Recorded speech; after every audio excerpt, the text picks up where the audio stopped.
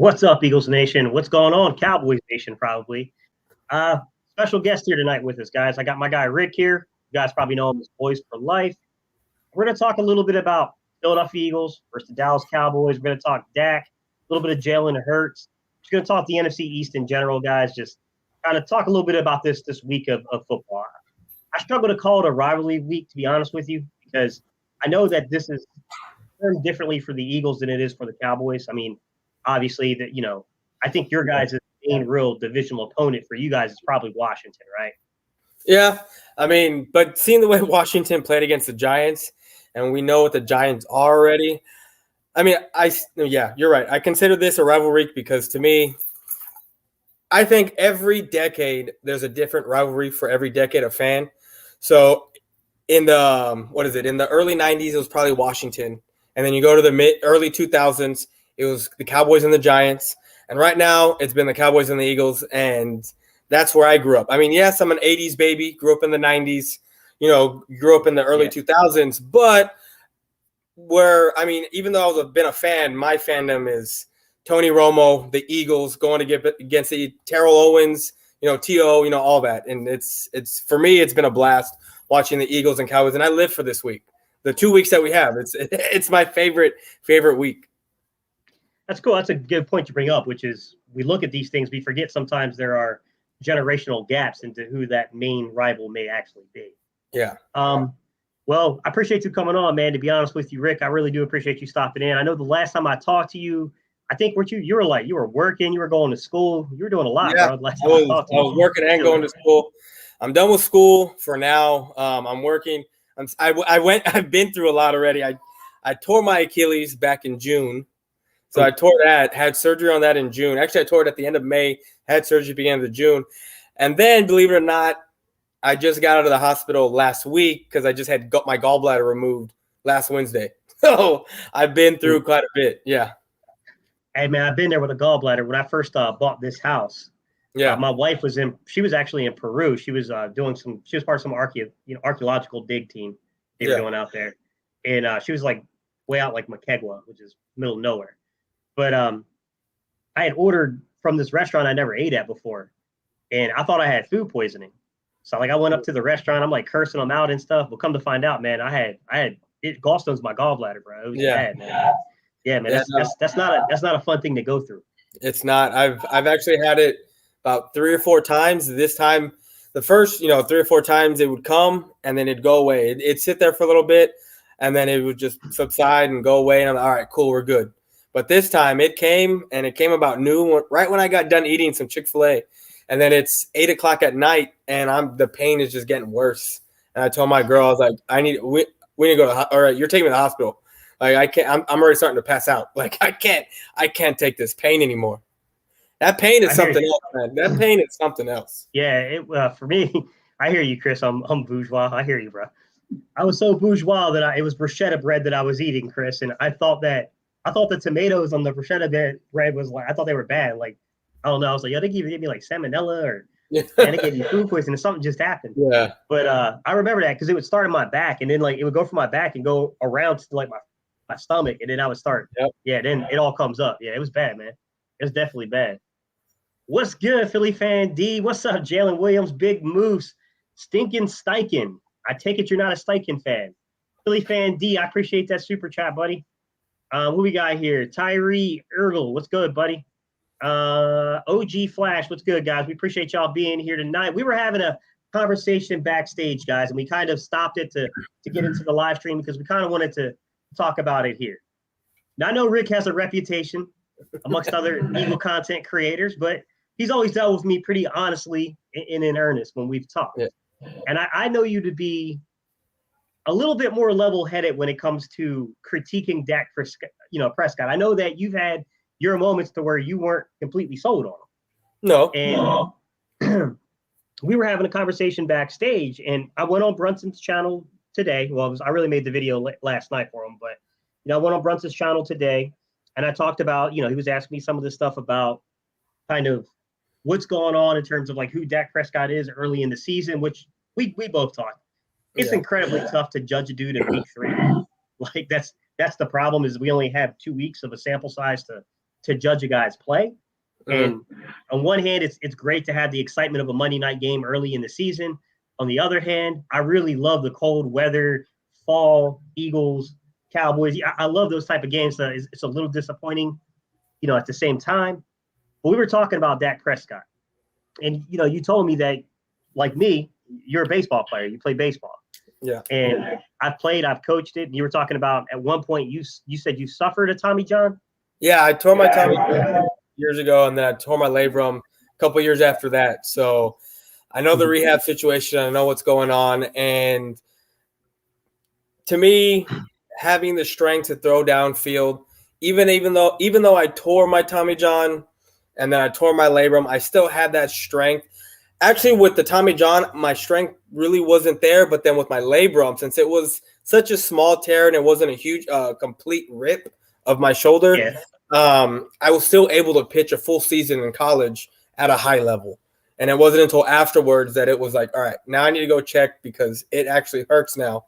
And that's where I found out I got the tear. So for Dak Prescott, what his injury is, it's coming from underneath his pectoral muscle, coming up under his armpit. I've never had that injury before, but to me, for him, I don't think that it's a problem with him throwing down the field. I just don't think that and like we were talking about backstage, I honestly think it has to do with the level of talent on the defensive side of the guys we're playing against, of why he hasn't been able to go down deep. Because let's face it, we didn't have Zach Martin the first game, right? Sure. And we didn't know what we were going to get with Connor McGovern, right? We didn't know with Vita Vea, Sanu, Jason Pierre-Paul, all those. We didn't know. That's a stout defense. And then then last week, we're out Leo Collins. Yeah, we have Connor McGovern. We have Zach Martin, but like we spoke earlier, Terrence Steele last year was just god-awful. And then it's like this year, it's just he turned it up. What we saw there on the field, what he was doing in this game against Bosa and some of the guys, he was not doing last year.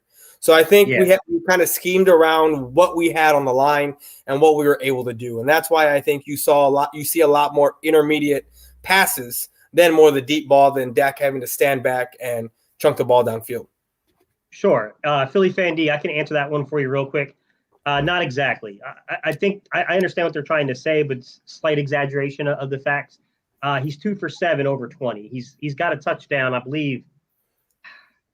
I think he hit CD Lamb on a 20-plus yarder on the left side. I think that was one of the plays. I think that was Cooper the first game. Cooper? I think it was Cooper, on the first game.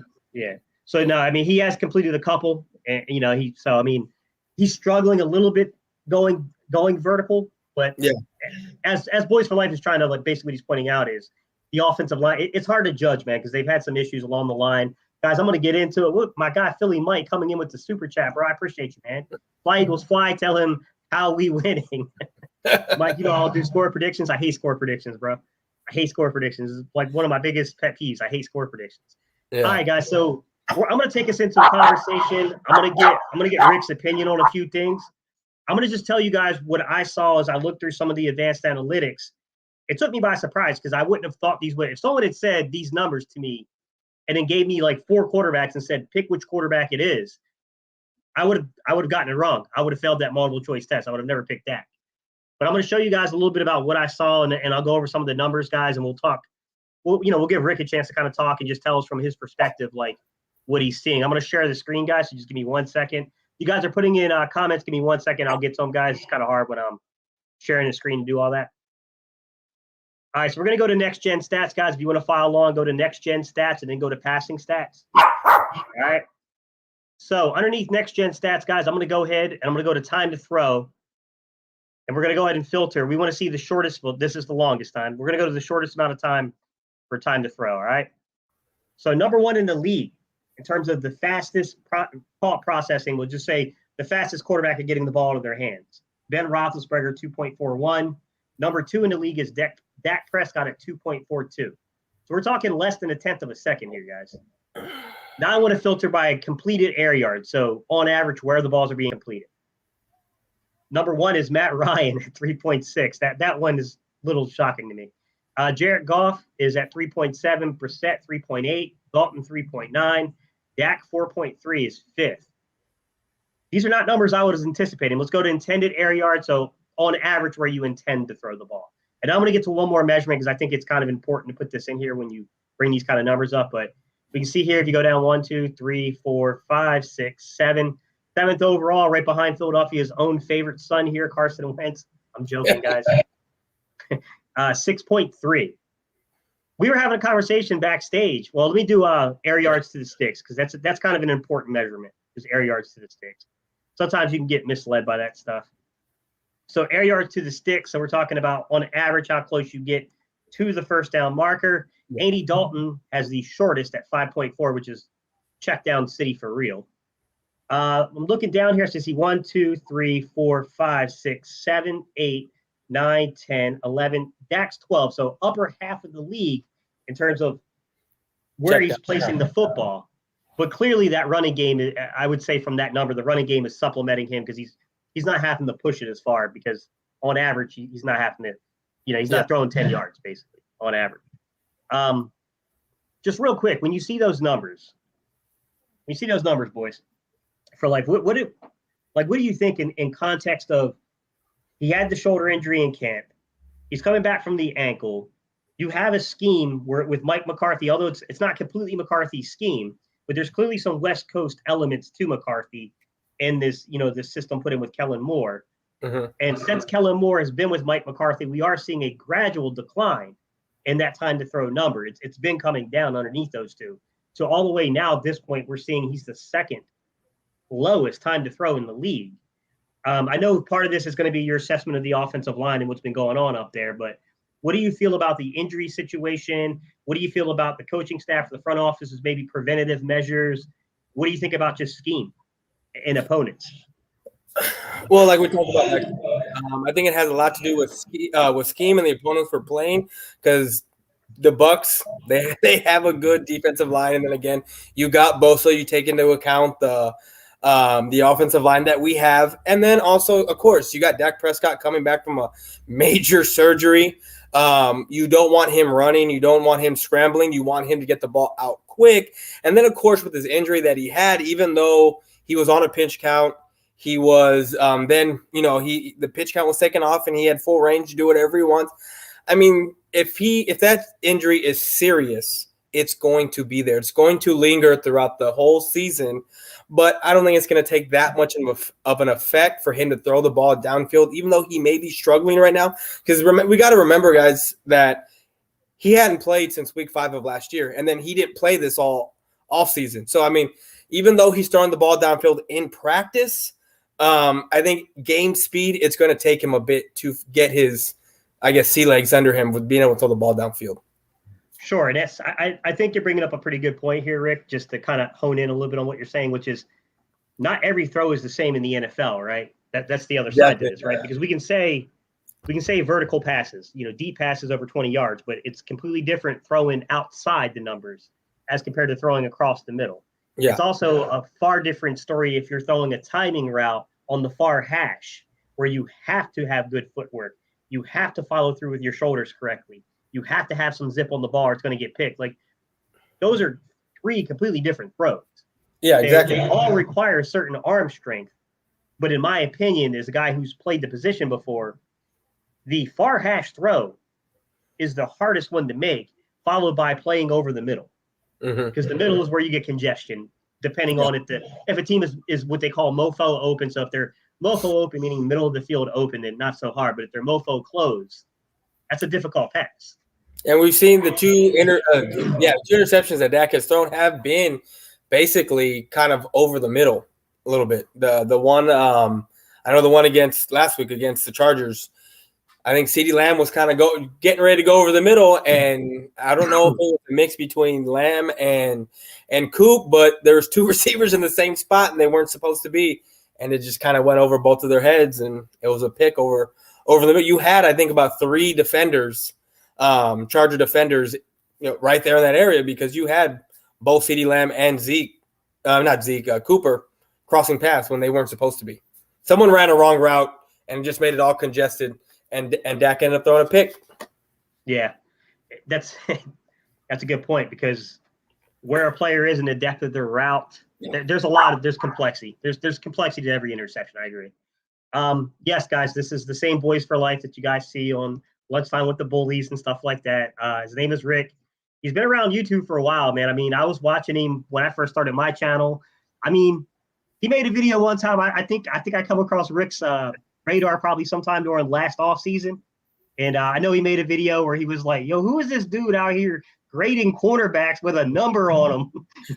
He didn't know me yet, though. He was just feeling me out. He didn't really know me yet. But, yeah, guys, this is Boys for Life, man. Yeah, I have a fun time trolling the Eagles. I don't know when I just became an Eagles troll. I mean, I talk about my Cowboys, but it's just, I don't know. It's just one of those things where I see some of the content creators you'll have that fill themselves too much, and I like to talk shit. It's been in my blood. It's what I've been doing my whole life. My family, the friends. It's fun. And, and it's kind of funny because I feel like only on YouTube sometimes are you in this bubble to where you're only really surrounded by people who feel and think the same way you do. Yeah. And I do think that, we've seen a lot of movement from the NFC East content creators in particular. I think there's been a lot of collaboration. There's been a lot, you know what I mean, to where starting to see more to where people are just like in real life, man. Like not everybody that I run into is an Eagles fan, to be honest with you.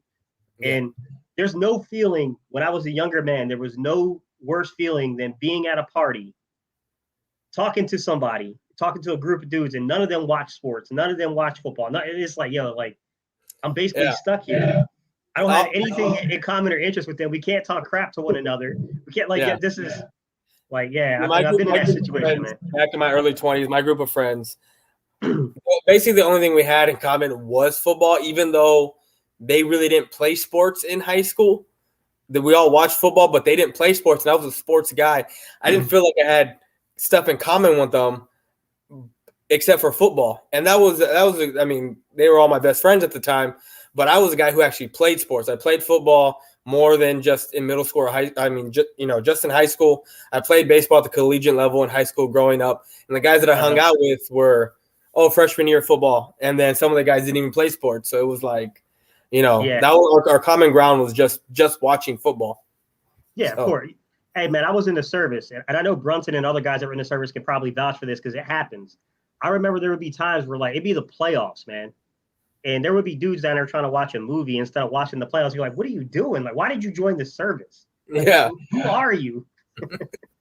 But I'll give you a couple more questions, man, and then we can talk a little bit about the Eagles if you want to. You can ask some questions. I'll give you my opinion on a few things. So I was looking at something. So PFF has a pretty interesting way of kind of tracking pressure. So they look at the percentage of dropbacks with some responsibility for pressure rate.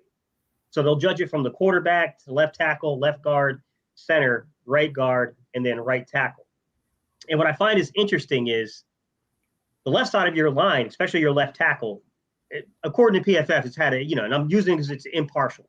Yeah. They're having a good year. I mean, your left tackle's having an outstanding year. He's not giving up a lot of pressure. Your center, though, and there's a lot of things that happen with the center because you're talking about a guy who's got to set line protection sometimes. Sometimes if you got guys that are playing hot potato in terms of rotation at guard, I know you've already alluded to that can affect the play in the center. But Tyler Biadasz, a lot of us, we just call him Tyler Badass. All right, Tyler Badass, I'll go with you on that one. All right, 42.9% of they credit him with being responsible to some extent on 42.9% of all the pressures Dak has received. Which, to be fair, is not a lot of pressures because of how fast his time to throw is. Yeah. But 43%, like what's happening there? Like I know you talked about it a little bit. You already said that there was kind of a little bit of movement early in the season on the offensive line. But what's going on here? I had no idea that's how much pressure was even getting up the middle.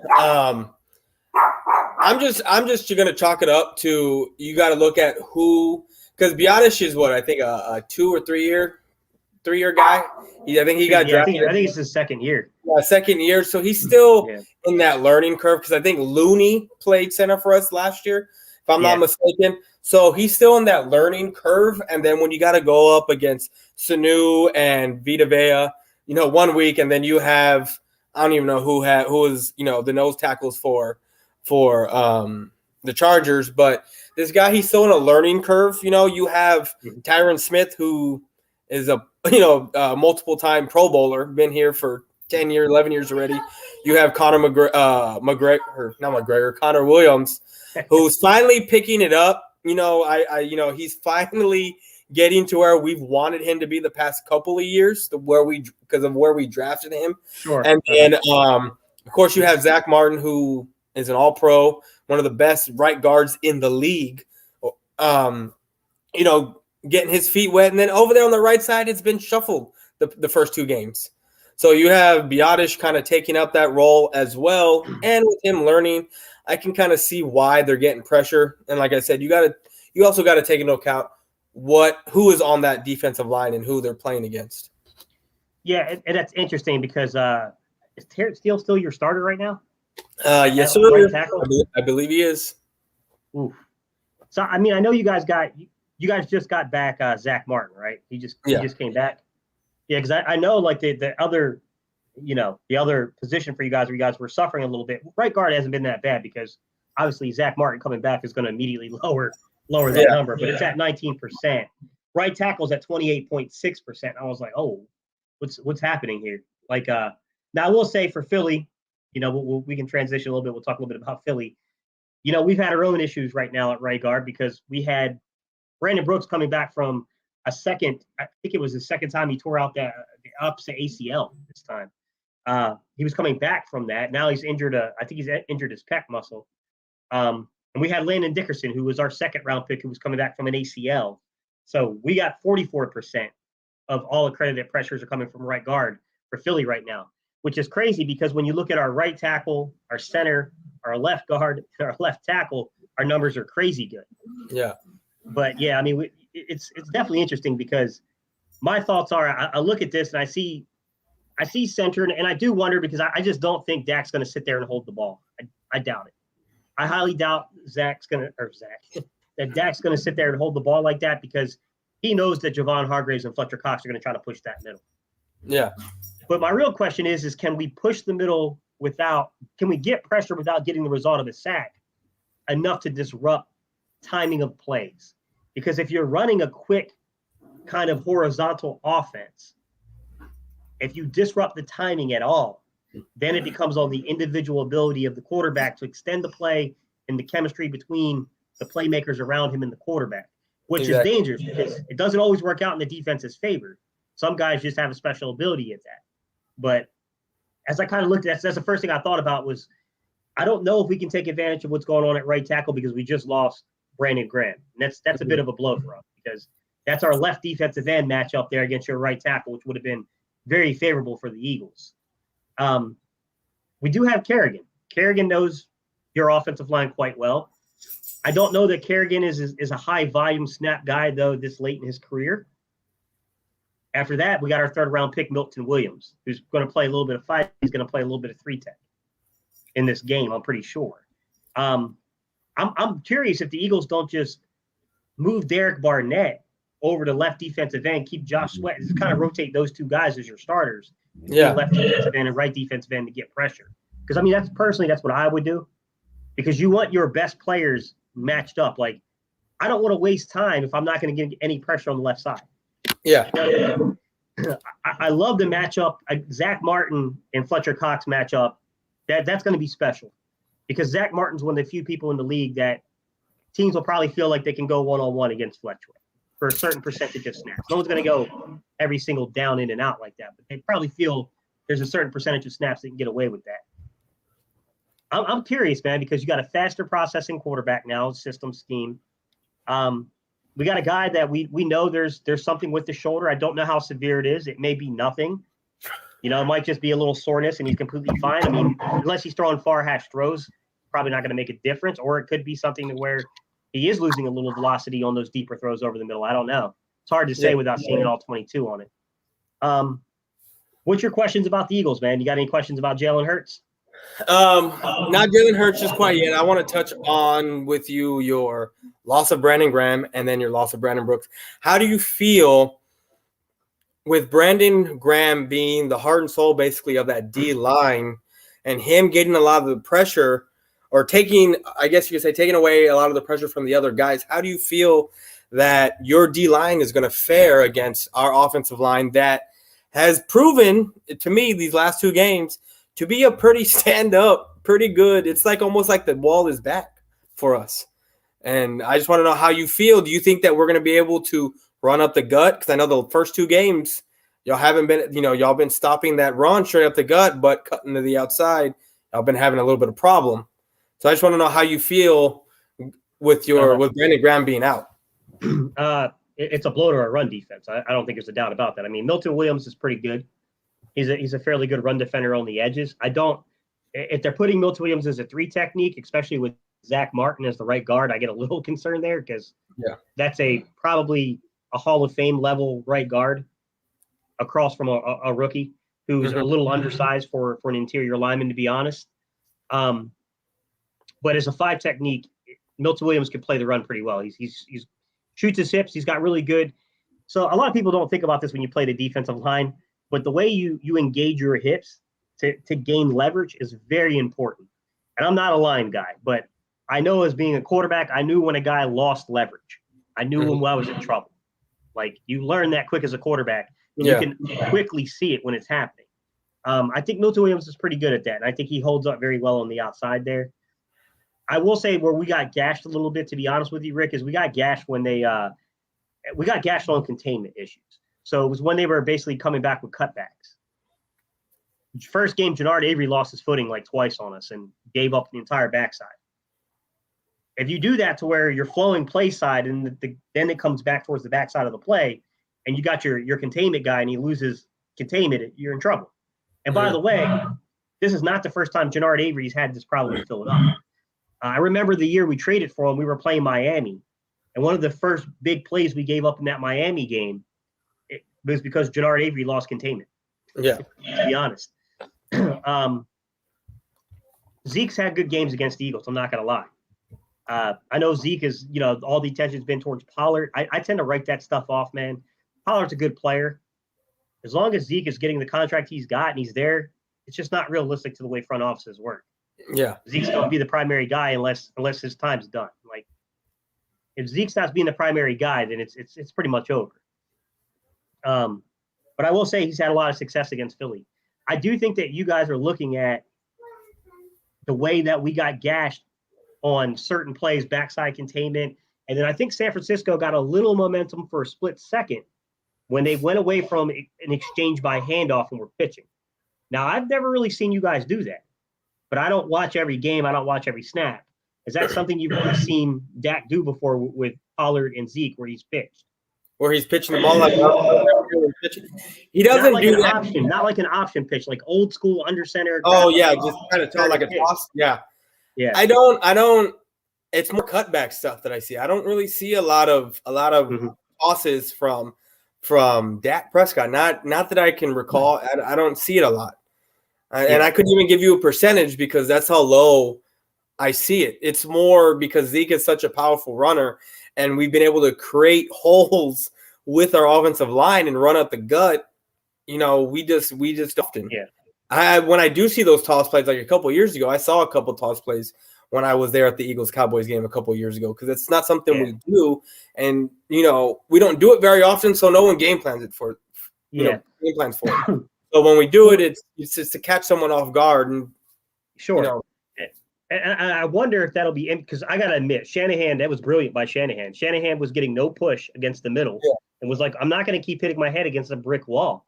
I'm going to find a way to get to the outside edge, and pitching the ball shortens down the exchange between quarterback and running back. That's what we're going to do. Yeah. And I do wonder because, I look at Zeke, and I'm saying that Zeke can't do that, but Pollard can definitely do it. That's where, I definitely think that they're going to look at that and probably think to themselves that we might be able to push this ball through the running game on the Eagles. Because as good as our defense played, there were 2 series in particular where I thought we got too passive. And it resulted in San Francisco driving the ball for incredible amounts of time and putting up points. Yeah. And that's a bit of a problem. Like we can't get it involved in a game where it's going to be ball control, but we're the team that's not controlling the ball. Like, it's one thing if you're trying to keep the ball out of Dak's hands, you're trying to keep it out of, you're trying to keep it out of the playmaker's hands, and you want to slow the game down, and you're controlling the time of possession, keeping Dallas's defense on the field. It's another thing if that's happening to us and we're going to become dependent upon this young offense to produce. Yeah, and that's the thing. I was going to ask you about your offense. So I've asked this question a couple of times because I know y'all did well, or towards the end of the game against Atlanta, y'all did well. When y'all started to have an onslaught, when y'all took it was that left guard y'all took advantage of, that rookie for Atlanta. Oh yeah, he was where that was horrible for him. Man. Yeah, he had like 4 or 5 offensive, false starts, and then Fletcher Cox was just coming up and just manhandling them. So, my question is, y'all were able to do what y'all did against Atlanta late, once that kind of that left or right guard got overwhelmed.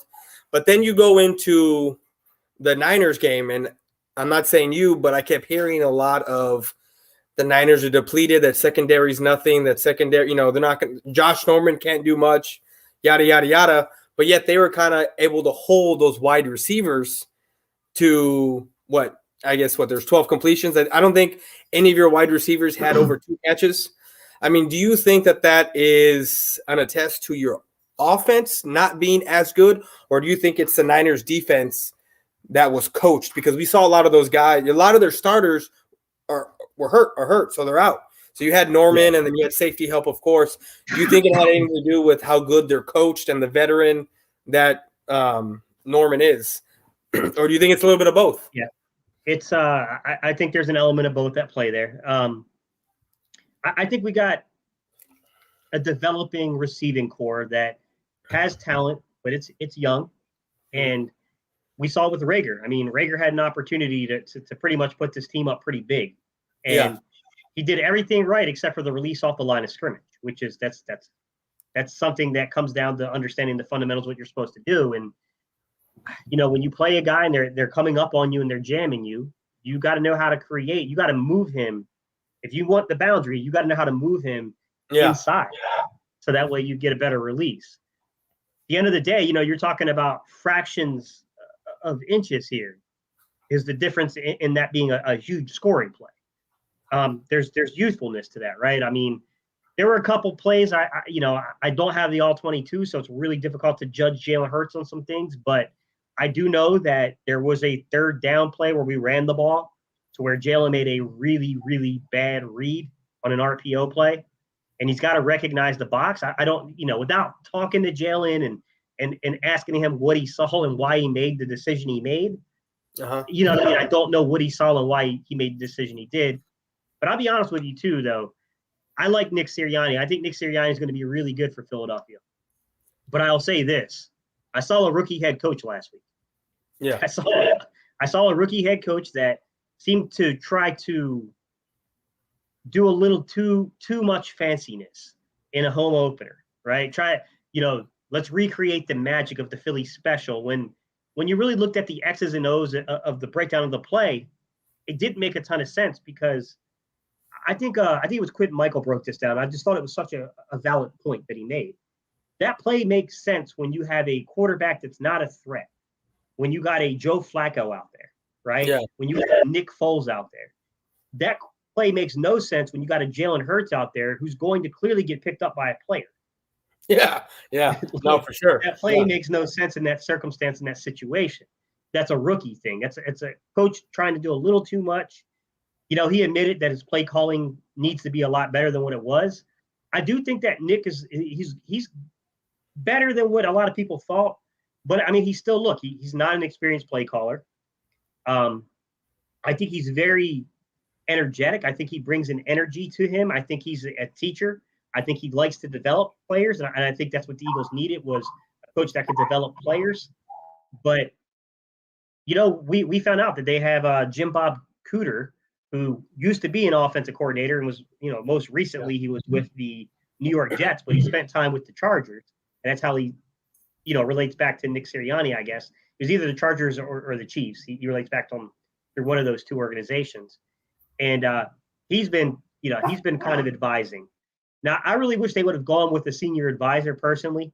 I was on the Nick Sirianni train before they even hired him. I made a video actually like 6 or 7 hours before he got hired where I said, this is my leading candidate. This is who I want. If you listen to this guy, this is the guy that the Eagles need. This is the type of energy because we're not going to get a Brian Dable right now. We're not going to get those type of candidates. But I also felt like you should have brought in a veteran coach, right? I get if a guy doesn't have a relationship with another guy, you can't just, like a Caldwell. I would love to get Caldwell in here as a an advisor, but he may not have any kind of connection to Caldwell, and I get that. But I know that he's coached with Ken Wisenhunt before, who's been an offensive coordinator and called plenty of plays in the league. Like you could have found your guy, McCoy. I'm not excited about Mike McCoy coming in. He's, he burnt out in the league for a reason, but he's got experience. He could have given you counsel. He could have looked over your game plan and said, hey man, I've done similar things like this and it went down in fire. Like maybe you should do some of these concepts you're trying to run. And it's tough, man. Like I feel like he's a good coach, but I feel like Shanahan is an experienced coach who made adjustments and stuck true to a game plan. And we didn't, Nick, I think Nick fell short, to be honest. Now, what do you feel? I think it's a complex offensive situation. Yeah. Now, your defensive coordinator, that's a rookie defensive coordinator as well, isn't it? He is. Yeah. So, with what we've seen the first two games, y'all playing like more of a zone than a man, right? Correct? More of a soft zone type of y'all, your defense has been more of a soft zone. Yeah. How do you feel with Dak Prescott being able to get the ball out of his hands the way he is?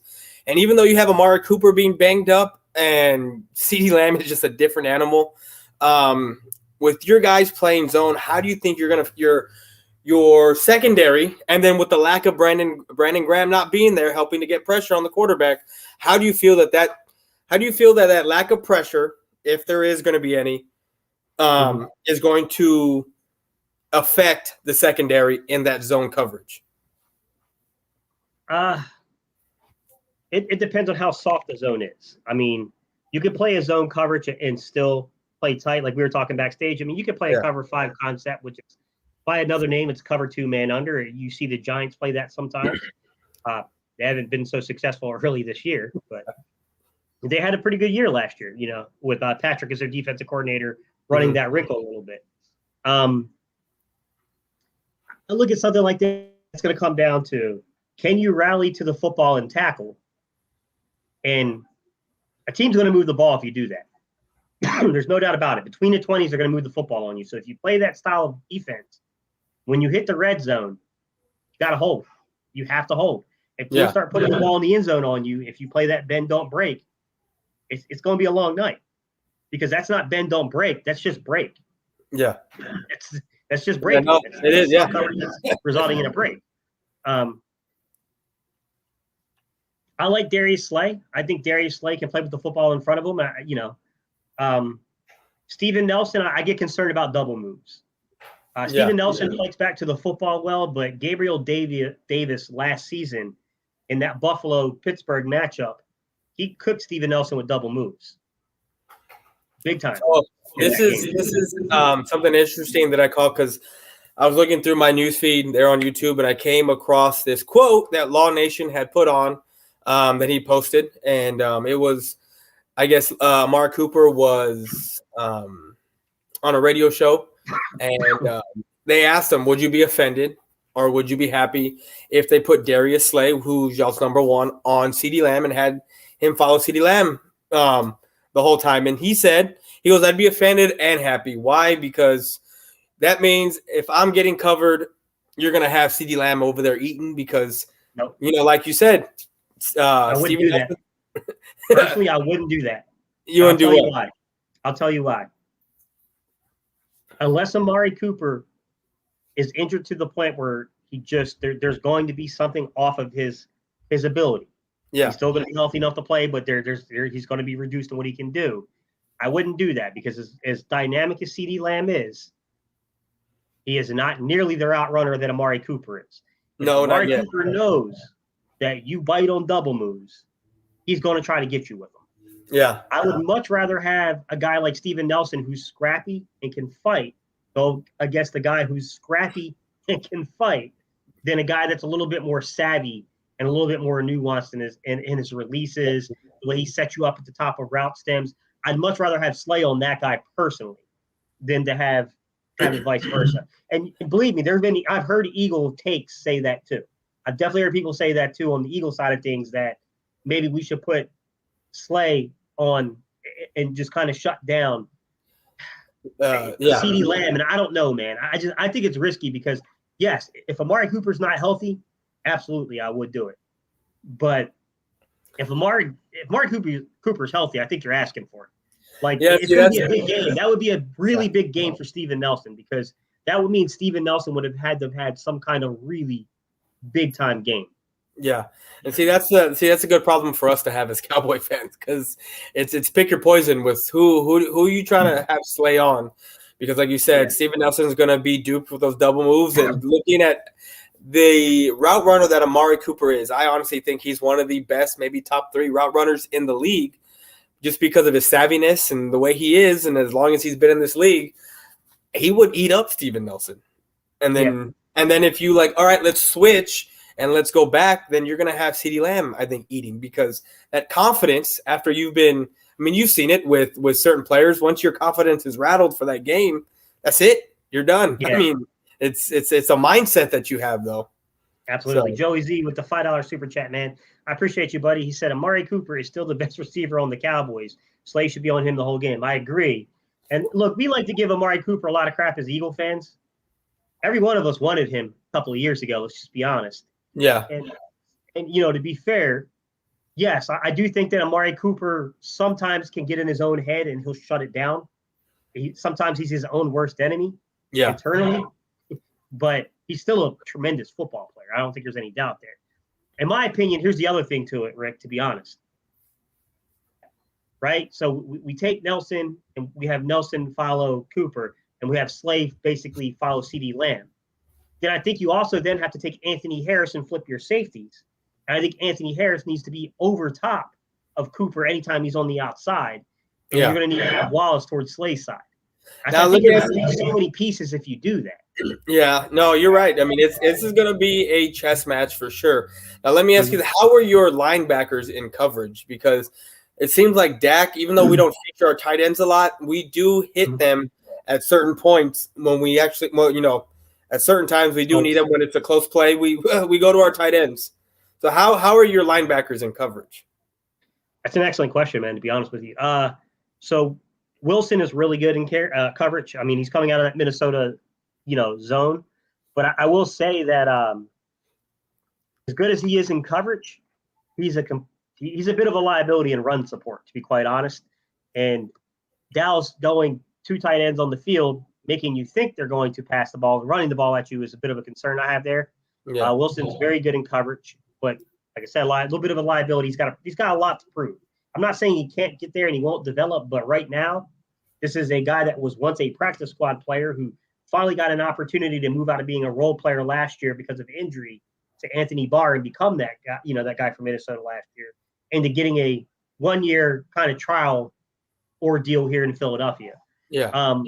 Alex Singleton, the physical capabilities are there for Alex Singleton.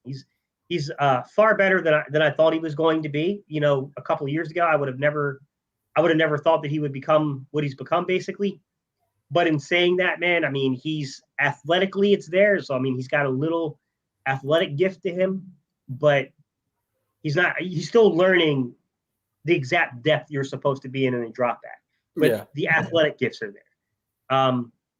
Past that, you got TJ Edwards, who's probably lacks the athletic abilities, but I think has a good feel for things. He does do a pretty good job of getting at the right depth, actually. TJ Edwards is better in coverage than people give him credit for. And a lot of times he's the guy that everyone says, like, the minute we go into a nickel or anything outside of base, we got to pull Edwards off the field. It's like, well, I mean, he knows what it be. He's just, you don't want him manned up on somebody. You just want him in his zone type principle. Past that, man, you got a hodgepodge of players that, who knows? I mean, I look at it this way. We got the kid that's primarily a rush. He's really a rush linebacker in Johnson. Kid that came out of Tulane. Yeah. Very athletic. I don't know how good he is in pass coverage. I don't, he's a rookie and he's a late round pick. I mean, it's hard to say how good he would be. Sean Bradley is more of a Will into a Mike, so he's not a guy you would see play a ton of man reps in coverage. I mean, same thing as TJ Edwards, slightly more athletic than TJ Edwards. He's a guy that would drop back, but he's a better special teams contributor than anything. Davion Taylor is incredibly gifted as an athlete. I mean, he's one of the more athletic linebackers I've watched play since, you got to really go back to, like, I'm talking about pure athleticism, not player. But, you remember Derek Brooks back in the day and how good Derek Brooks was. He's got that sort of athleticism to him, but he's not that type of player yet. He's a very inexperienced player that got injured, I think, again, by the way. So we'll have to see. He is. It's always getting injured. We'll see if he's even cleared to play. So we'll have to see. There's a lot of youth at the linebacker corps for the Eagles. I mean, it's a tough thing there. It's tough, man, because,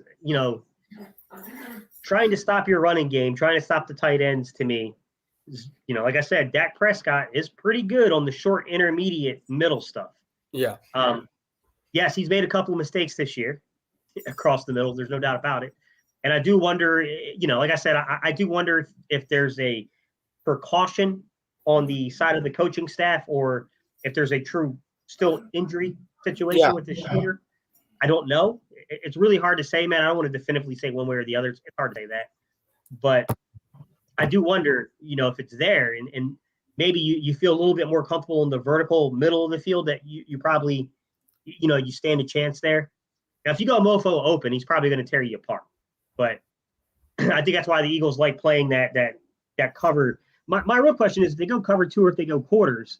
If you go cover 2, would you implement something like a Tampa? So would you take your Mike and drop him back into the deep middle? That's really going to be, because then you're going to open up the short middle of the field.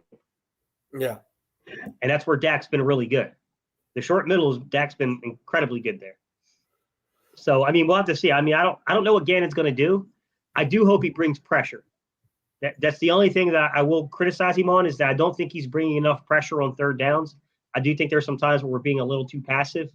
And when you got I know it's tough because you're like, well, we got a guy that throws the ball and gets the ball out of his hands quickly. If you bring pressure, then you're just leaving less players on the edge to stop it. And I get that, but it's also like, but I mean, if you just stay back there and let him pick you apart, throwing underneath, then you're really playing that game of do not let them score once they're in the red zone. And that's a dangerous game too.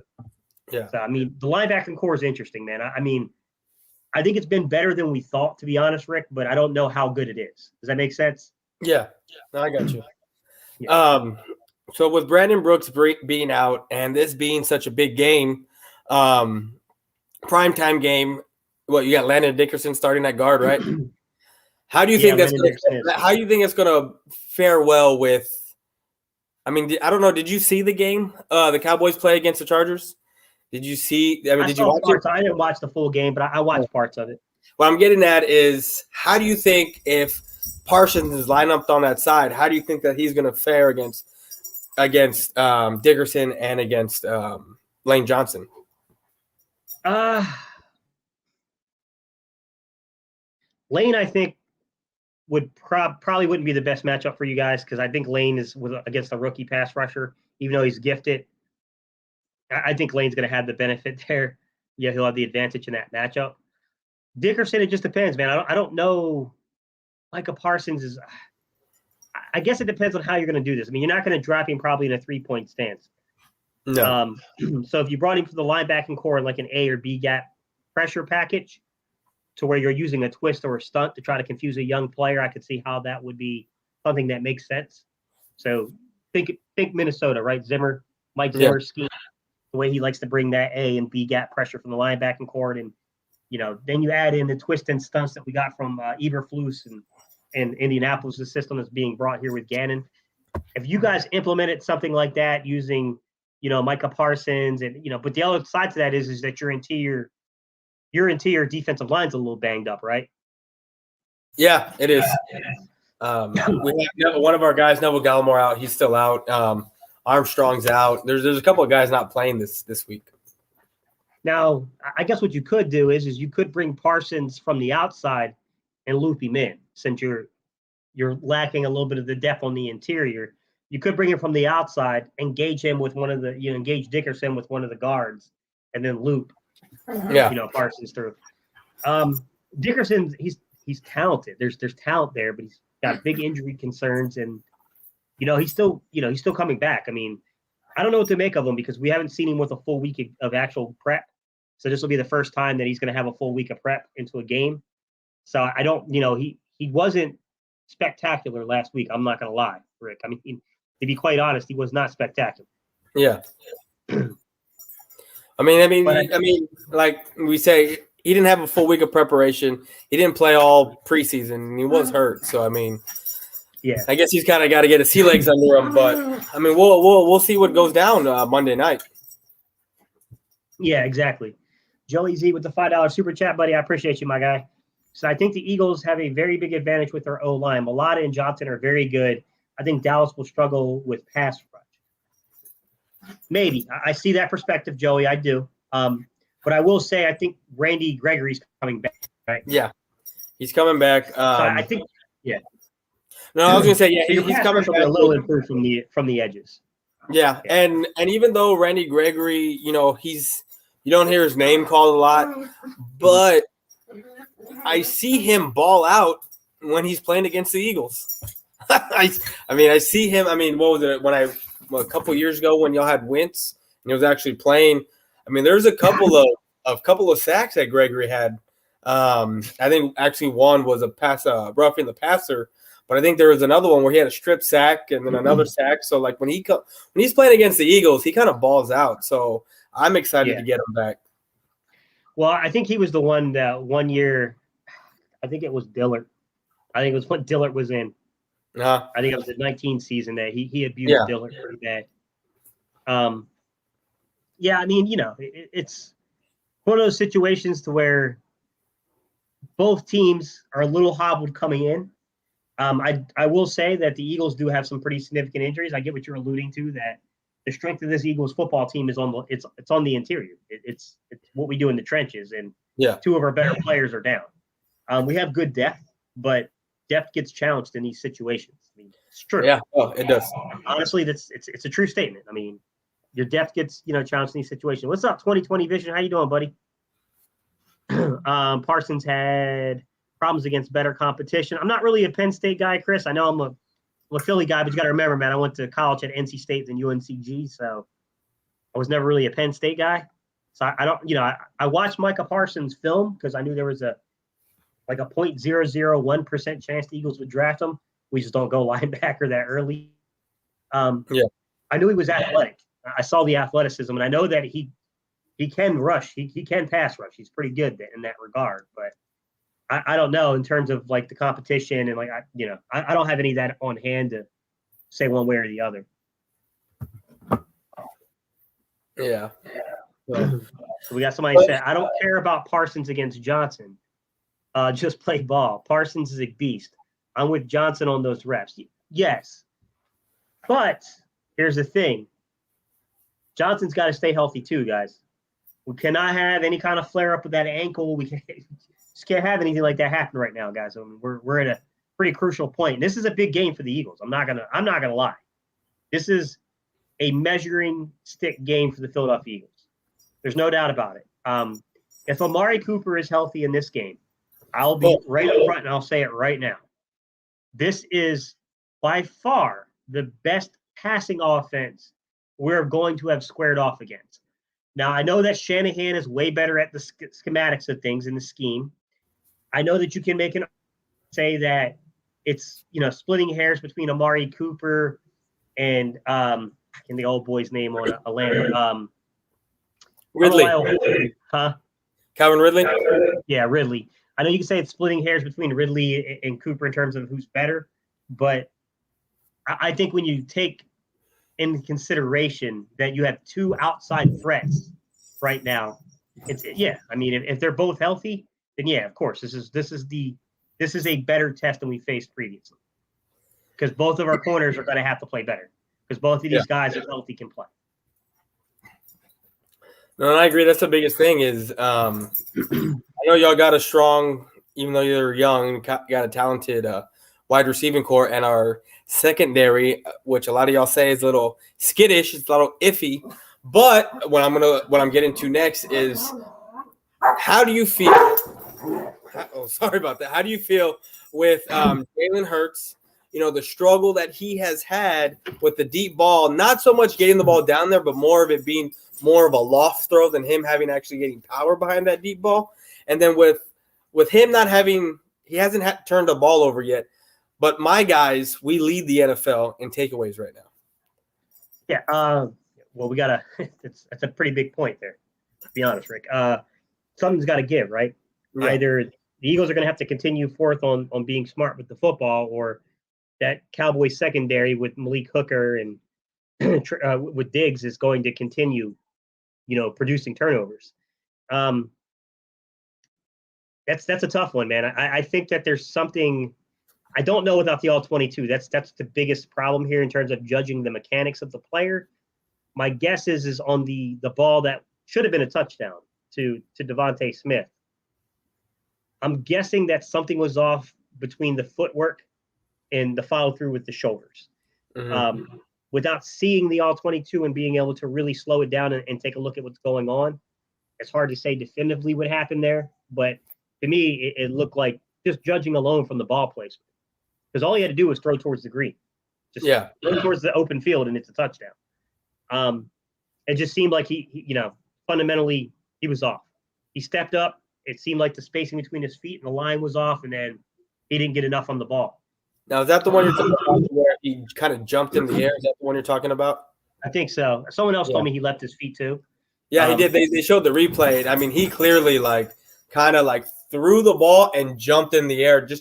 It looked like he tried to get more oomph on the ball just to even get it there. Because I mean, let's face it, Devontae Smith is pretty fast. So it just looked like he tried to get it there. So that's, I mean, I kind of chuckled a little bit because it's like you're throwing a deep ball, but you're having to kind of leave your feet and push off just to get extra oomph behind it, and you're still not getting it there. Yeah. Guys, I'm gonna do some scouting on some of these young college quarterbacks and stuff. You gotta be careful with the timing, guys, because sometimes people, because I'm an Eagles content creator, they don't get that I scout everybody. It's not that I'm insinuating that Jalen Hurts is or is not the quarterback of the Eagles. So I have to be very careful with that messaging, guys, because sometimes that gets lost. That people forget that I've done some scouting before, so I know how to do it. I still get it all the time. Like, I will say a lot of the Cowboy fans, you guys kind of understand what I do because, a lot of you guys have been interacting with me since 2019. But I still, the Washington football team has taken so many guys I had on my draft board over the past 2 drafts.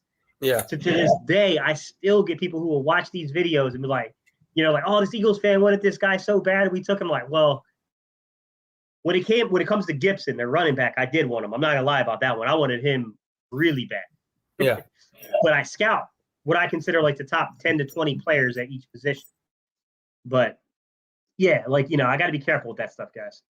I'm more so concerned, though. I'll be honest with you, Rick. I'm more so concerned without seeing the all-22s. I want to know what he's seeing pre and post snap in the decisions he's making. I want to see how he's syncing his footwork up to the routes of the receivers. Those are the little in-between nuanced things that comes down to playing quarterback play. It's the thing that's made Dak go from being a guy that everyone thought, oh my God, when Tony Romo went down, it's over, to Dak being a franchise quarterback. It's that little details that matter.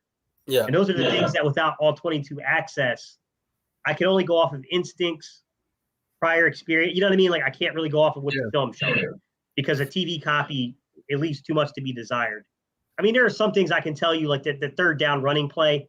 That was an RPO that Jalen Hurts missed. That one, I can tell you that one straight up from the TV guy. But there are other ones, like I said, the throw out there to Devontae Smith. I would really need the all-22 to go into fine detail of what happened there. Yeah, I mean, maybe once those the all-22 comes out, we can figure out why Jalen Hurts was missing his reads against the Niners and kind of forcing it to Smith. Because I mean, he was forcing it to Smith. I think Smith had 7 targets for 2 catches and 16 yards. But so Prez is funny, Chris. He's like, what about De'Ami Brown? Chris, I swear to God, this is the second year in a row that I've put guys on the draft board. I'll tell you, Ed Oliver loves to mess with me about this because he always tries to tell me that Dan Snyder is going to send me my check. But It's ironic, man. It's ironic how much they've taken guys off my board the last couple of years. But yes, you're right, Chris. I did have Dyami Brown rated pretty highly. Yeah, I mean, it's going to be interesting because I still have a lot of questions about Jalen Hurts. I've seen a few things that make me think this young man has a chance. I do think he has an opportunity. He has a chance to be that guy. I do think that he's a starting, caliber quarterback. But my question is am I looking at are we talking about a top 20 guy? Or are we talking about potentially down the road being a top 12 guy? Because those are completely different quarterbacks. Top 12 guys are the guys you give second and third contracts to. Top 20 guys are the guys that bridge between you trying to find the top 20 guy or the top 12 guy. That's true. How do you feel about even if Jalen Hurts isn't the guy, how do you feel with Gardner Minshew coming in? How did when you saw that happen, what was your initial thought? Yeah. I got you. Give me 1 second. Joey Z with the $2 super chat. McCaffrey just hurt his hamstring. Bummer. My man's been hurt a lot, bro. I got these Carolina fans around me too, guys, because I'm in North Carolina. So. Hey, for you Panther fans that might be watching me, I love y'all. Y'all the greatest. But, hey, man, like 3 or 4 years ago, I couldn't find a Panthers fan. I'm just saying. Now all of a sudden, y'all everywhere. No, I mean, to get to your point, like that's tough to say, man. That's a tough one, to be honest with you. I honestly, you look at it this way. Go back to Dak's rookie season.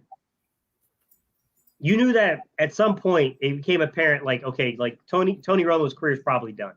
Yeah, and I know that was probably not the initial thought process. But it became apparent at a certain point in time that his career was over in the NFL. As you were looking at Dak Prescott, like to kind of take this and give you a perspective of how we're viewing Jalen Hurts. Yeah.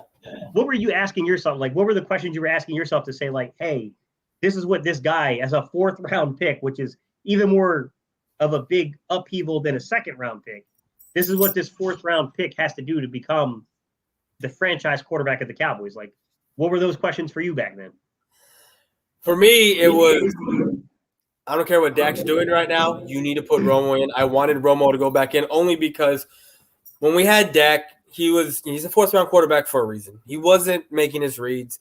He's a 4th round quarterback.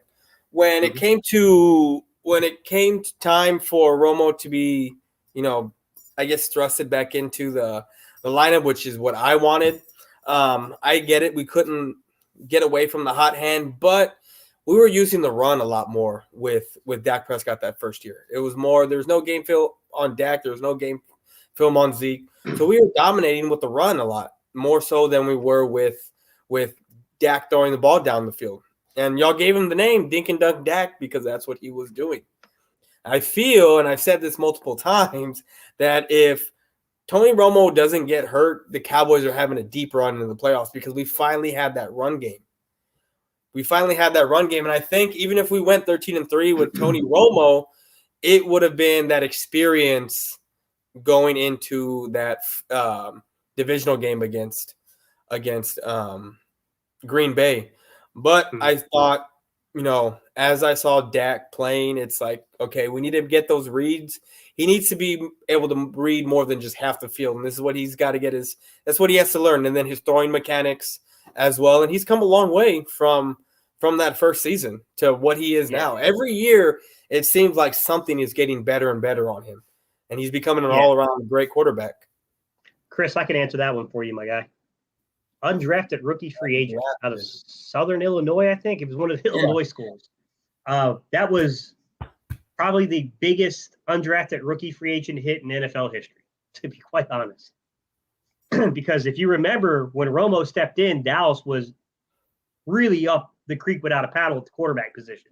Oh, I know. They had gone through like 4 or 5 guys. Because remember, you guys had early 2000s, you had Drew Bledsoe. Yeah, we had Bledsoe, we had Chad Henning, or Hutchins, whatever his name was. We had Quincy Carter, we had Wright. We had a bunch of guys. And then when Tony Romo came in, I think we had Brad Johnson at one point too. Like there was a big old bridge between Troy Aikman and Tony Romo. And I just feel like with Tony Romo, it was you're going to have a guy if you're having a guy drop back 50 to 60 times in a game, you're going to have 2 or 3 interceptions. I mean, it's going to happen. And, you know, that saying Dallas, you know, the Cowboys do Cowboy things as far as we make mistakes at the wrong time. It seems like Tony Romo, even though he's having such a great game and the game's so close, he makes those mistakes at the wrong time, which is, you know, we end up losing. Yeah. But if we had a better defense with what's going on, because a lot of those had games, a weird, interesting career. Because I still think, to this day, to be honest with you, Rick, I still think he was one of the smartest quarterbacks on the field. Oh, yeah. I still think, you know, but man, he knew how to create a blunder, bro. He just knew how to blunder a snap. He knew how, he found a way to beat his own self sometimes. It was ironic.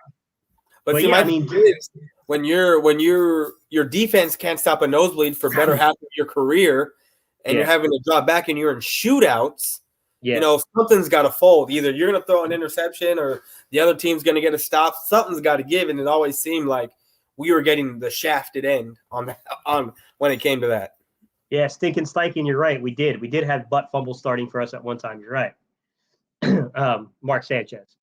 But yeah, I remember that, man. I remember that the early 2000s because one of my best friends, he was actually the best man at my wedding. He's a huge Cowboys fan.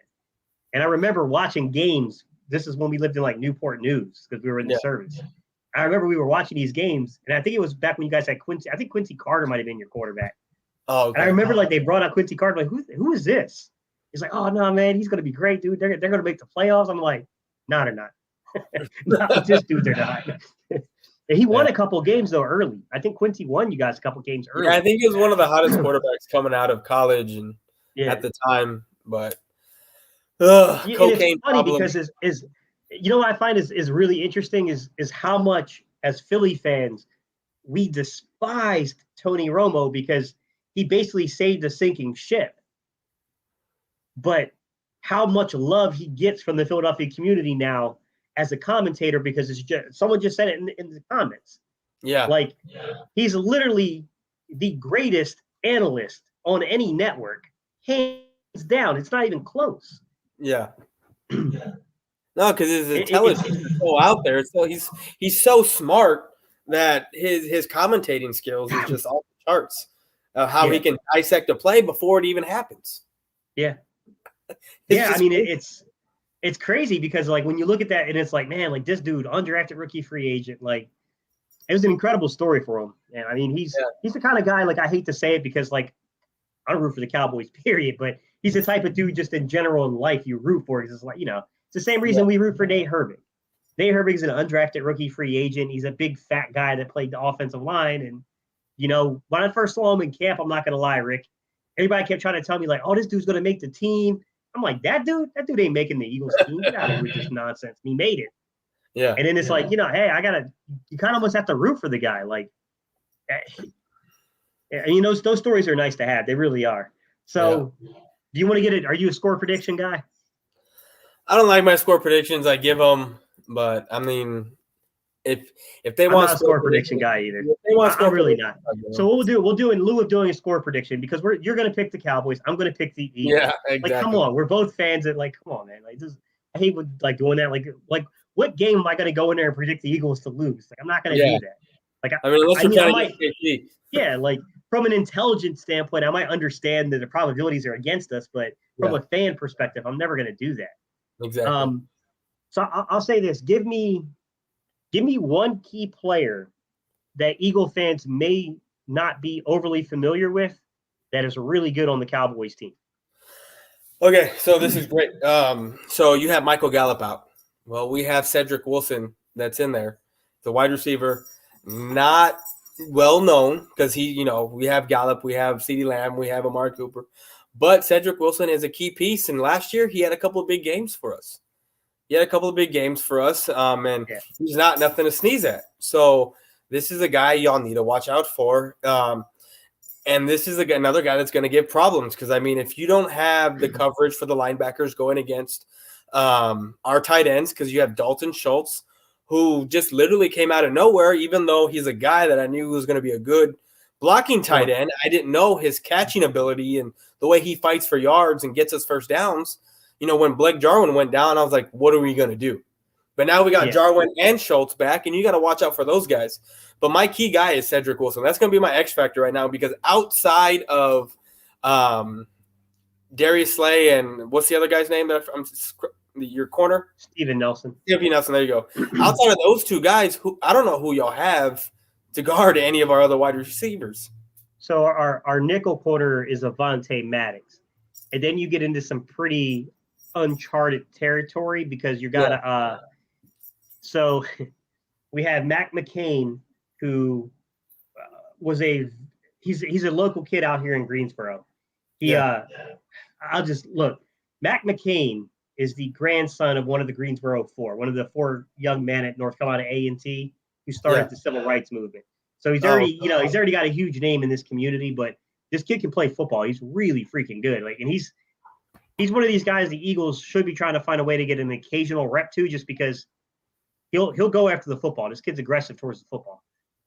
But he's not going to get a lot of reps with what we have right now. Josiah Scott may or may not be coming back here pretty soon. He's a nickel corner, another guy that really good in the short zone stuff. Then they have like Shashere. I don't know how you say this kid's name, but he played with Gannon in Indianapolis. I think he was under Gannon for a year or something like that. But I mean, they're all, you probably don't know them. I mean, a lot of the Eagle fans probably only know a little bit of information about them. I'm a guy that does advanced scouting and stuff, and I only know a little bit about some of these guys. I'll give you, here's the hard thing is I think the Eagles, sometimes the narrative gets dominated. So it's not kind of like, oh, a guy that you may not know, like you're going to know him. But I say that the guy that may be better than maybe you anticipate is Kenneth Gainwell. Because I got to be honest with you, man. There's times Miles Sanders is still the better player, but there's times where you could tell that it's all there for Gainwell. Like he's starting to develop into that player that could be a special tool. I'll get ready to jump off, man. I know I appreciate you so much for this. No, it's not a problem. You hung in tough, man. Just one more thing I'll ask you, and then I'll give you my perspective from the Eagles standpoint. Give me a player or two that you feel like has underperformed or just you're not happy with right now from the Cowboys. That's a tough one, because I mean, we have a lot of these injuries coming out that are happening to us, and a lot of our guys are being interchangeable. And I mean, I'm basically happy with what our guys. So I don't want to say he's underperforming, because he actually scratch that. Anthony Brown, I cannot stand that guy. I'm glad you asked that question. I cannot stand that guy. I've been wanting him off the team, and if you scheme smart, you're gonna pick on Anthony Brown, because this guy, the first game, I think he gave up like 89% of his completions against the Bucs. And this is a guy who shows up once every 16 games, and he's just god awful. So that's the guy that has always underperformed, and I've never liked him. I can think of one person in particular that hasn't really played this season. So it's not a matter of necessarily what he's done in season, but it's a matter of what happened in games in the preseason and the fact that the reason why he's lost a little bit of snaps. Now, I'm not saying that this young man won't get it together and is not going to be good, but there was a lot of momentum early on in camp behind Zach McPherson, the 4th round corner we drafted.